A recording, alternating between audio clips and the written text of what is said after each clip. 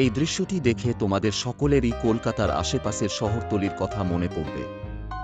গাছ ক্রমশ আমাদের পরিবেশ থেকে অদৃশ্য হয়ে যাচ্ছে, তাই যারা এখনো পর্যন্ত বেঁচে আছে তাদের আমরা ছবির মাধ্যমে তুলে ধরছি। এখানে তোমরা দেখো ড্রয়িংটা আগে ভালো করে নিচ্ছি।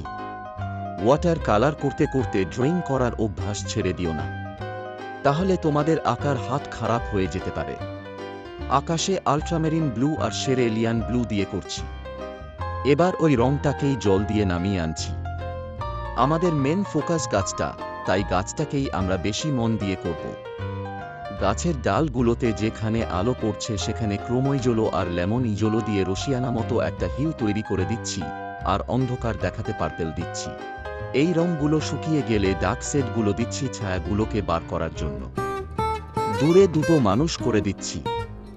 এই ছোট ফিগারগুলোর মাধ্যমে পার্সপেক্টিভটা ভালো করে বোঝা যায়। এই রকম ওয়াটার কালারের রিলস দেখতে আমার এই পেজটি ফলো করে রাখো। Thanks for watching.